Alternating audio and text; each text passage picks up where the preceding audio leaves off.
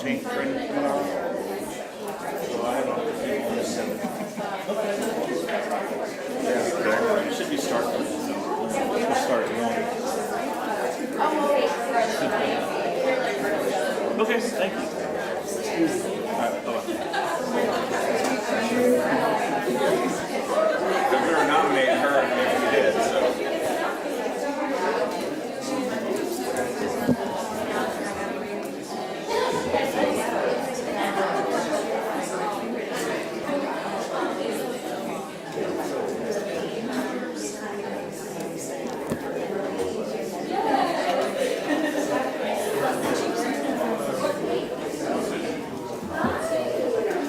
Grand entrance.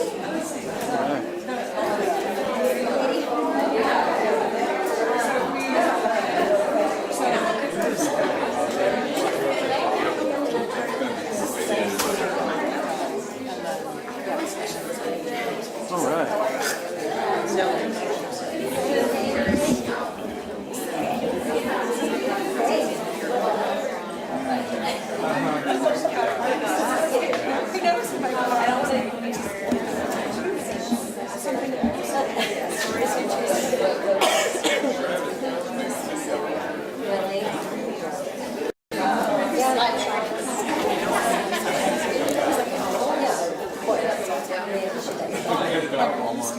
Sorry. Gonna get in, get out.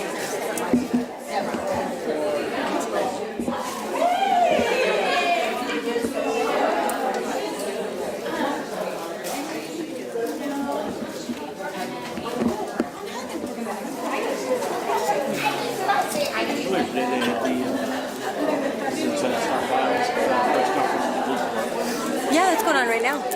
Oh, it is? Yeah. Okay, well, they had another one. I mean, they had one earlier this morning. Because I was there after. Oh, no, you're right. That was earlier today. Yeah. I saw it. I just went to that earlier. Oh, the chief, yeah. Yep, you're right. Oh, but yes, I was thinking there's something else going on at 1. Never mind. I'm up to speed.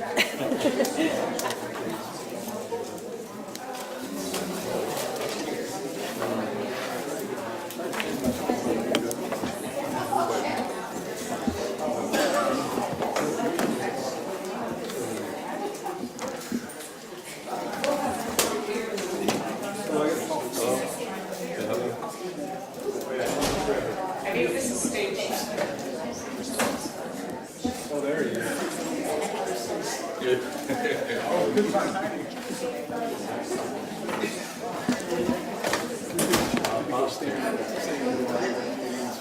Oh, they want us over there.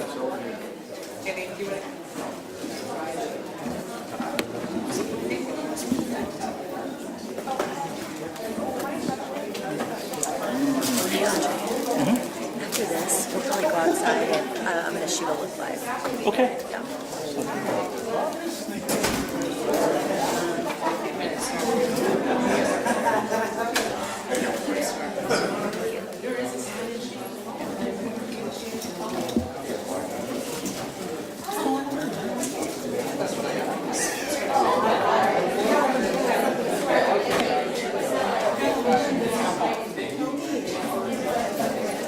Hello, this is Sarah.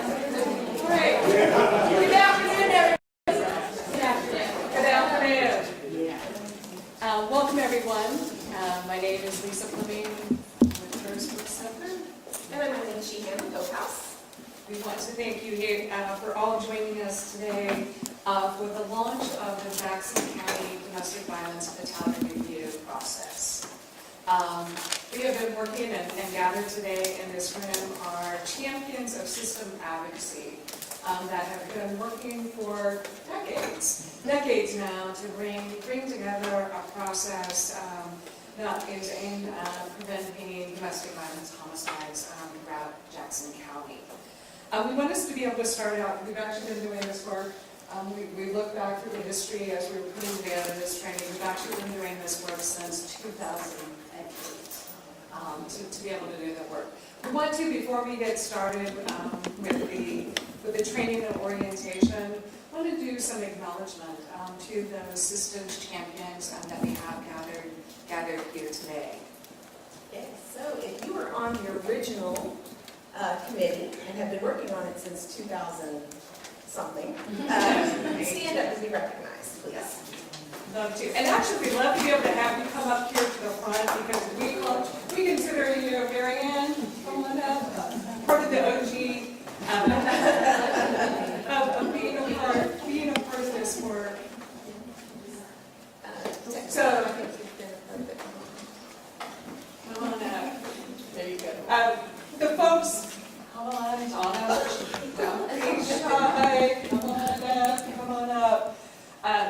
The team that's assembled here, yes, have been working since back in before 2008, 2007, and actually did a very comprehensive community safety assessment of looking at how all of our systems are organized to be able to support and the safety of survivors and their children, and to hold offenders accountable for their actions. And so this group back in 2008, Marty, you were a part of that group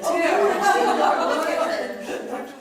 Yeah, have been a part of this to the point where Judge Still Rogers, being in Judge Still Rogers' basement, pulling together legislation from states all over the country and pulling that together to map out the legislation that was finally passed in 2018 in the state of Missouri. So I wanted to be able to give thanks to this group for, if you've met a domestic violence advocate and champions within our community partners, you know we are very persistent and we will wait. And we will continue to bring up things because at the root of this is about saving lives and creating safer communities. So thank you, this team, and for being a part of that.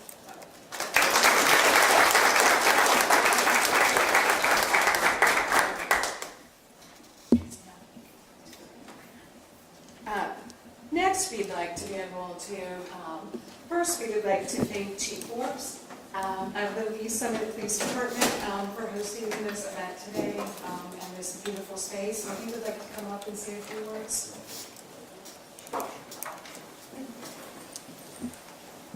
Thank you very much. Thank you. You know, it's domestic violence, unfortunately, is something all the chiefs here have dealt with in the course of our careers and seen the impacts on families. So anytime we hear about innovative efforts, I think I speak for them that we're glad to see these partnerships continue with Rose Prince, with Hope House, with our prosecuting partners. I know Detective Alvin works very hard for us at countering domestic violence, and I'm so proud of what she does, and Major Walters too. So more than happy to host you here today. Our house is your house. I know Chief Munns can do interviews for the media afterwards. I'm more than happy to do that, and I want to speak with him on that. So thank you very much for continuing your efforts, and whatever we can do to continue to address this issue. We're more than happy, and happy to help out as your partners. So thank you. Thank you very much. I think that we would like to be able to, I mean, it isn't every day that we're able to assemble together the chiefs of police to be able to have, so we have Chief Munns from Blue Springs, Chief Graves, Kansas City, Chief Eisman from Grandview, and then of course Chief Forbes from Lee Summit to be able to get everybody. No, Chief Dustin from Ambulance.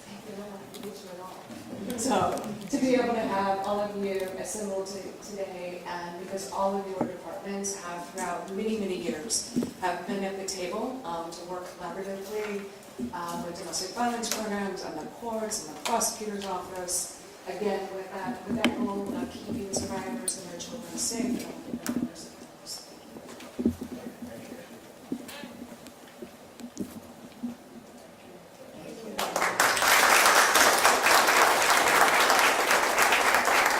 We would like to introduce the Jackson County Prosecutor, Jean Peters Baker, who'd like to say a few words.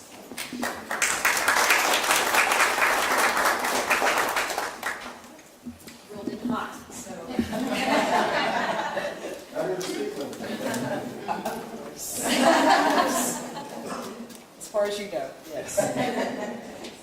Hey, everybody. What a good-looking group of police chiefs back there. So good to see you guys all together. Right, I know, it's over your shoulder. These guys are, and gal, great partners, so this work we couldn't do without them.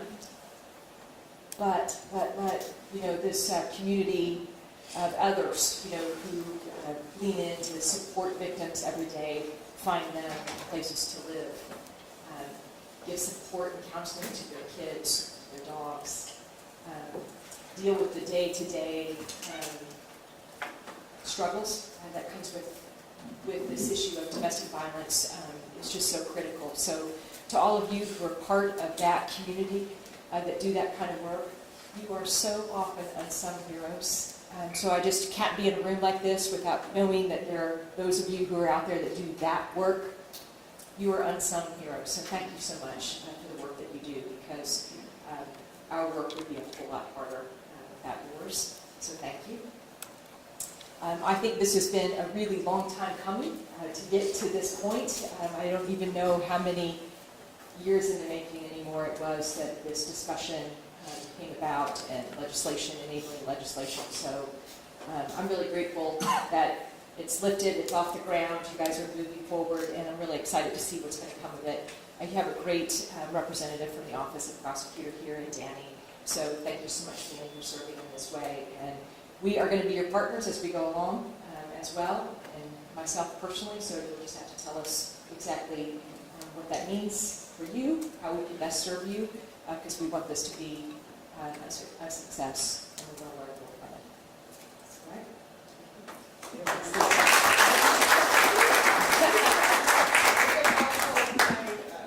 Have the chiefs and Jean for a photo. That's my favorite. You're rolling in the house. Yes.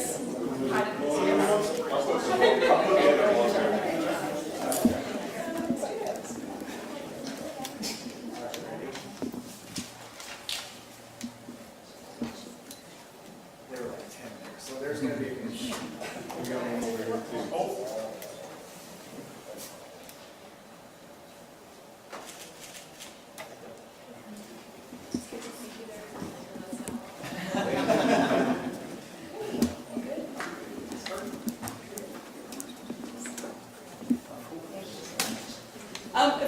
Thank you so much for being here, our chiefs and Jean, for helping us launch.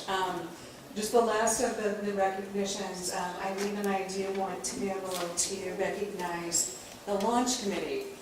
So a group of individuals representing the agencies across Jackson County, from the courts, law enforcement, domestic violence programs, child welfare, mental health organizations, and other MOXA sexual assault agencies have been working over the last year to develop the policies and procedures that would provide the infrastructure for a domestic violence fatality review process. And so if I could have those launch committee members, if you could please rise, stand. I have a full house.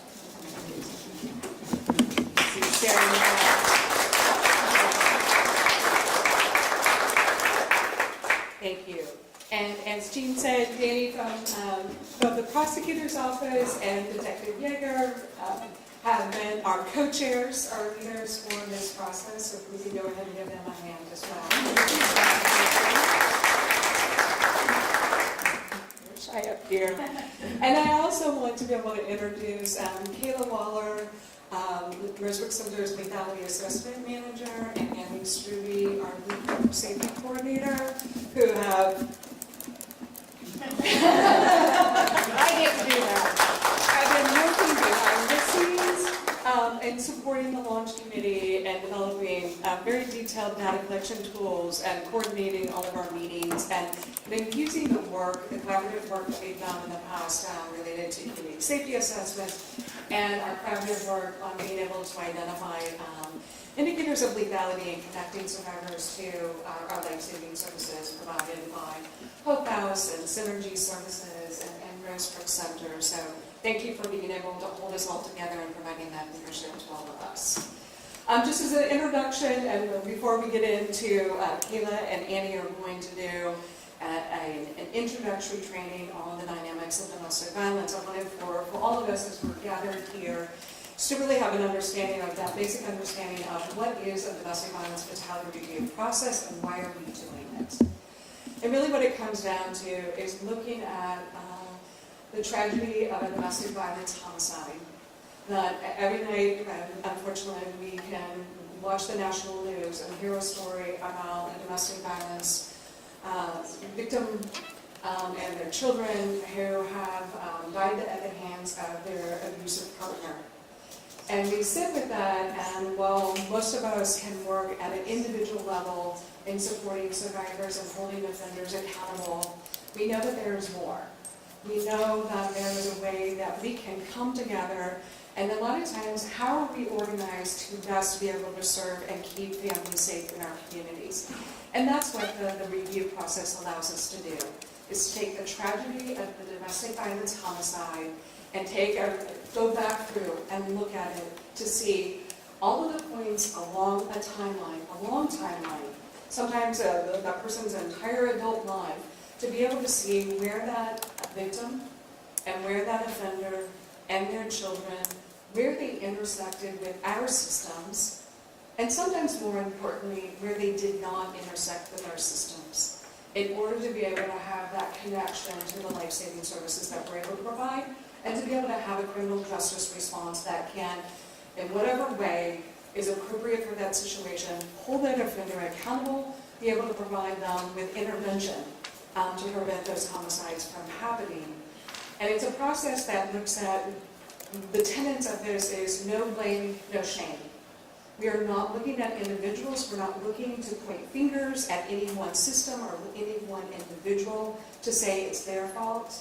We're looking at how our systems are organized in the ways that we are trained, our policies and procedures, our legislation that we have in our communities, our states, and our nation to help keep victims safe. The resources that we have available, the leakages that we have with one another, sometimes even the forms. We have found that the forms that we have, that we use with our lethality assessment program, by creating a form of 11 to 12 questions to identify lethality, those victims who are at the greatest risk of being killed, when we ask those questions and are directly telling survivors, when law enforcement can say, people in your situation have been killed, I'm very worried about your safety, I would really like for you to talk to a victim advocate, and they hand their phone and they talk to our advocates. That's the difference. That we know from the research that is the thing that can keep victims safe and save lives. And it's a form. It's a form that organizes and guides our work. So we've been able to prove it before.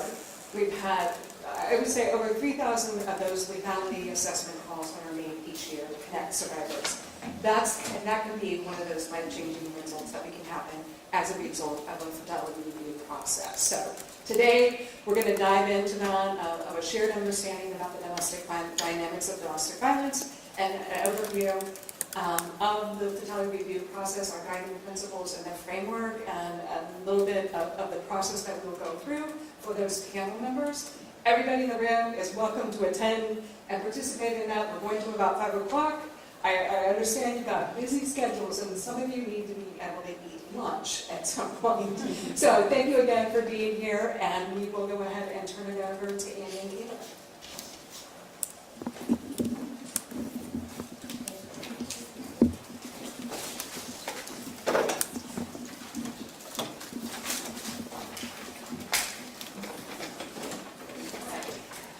Yes, our first order of business is having people go for interviews, chiefs and chief interviews, and yes, okay.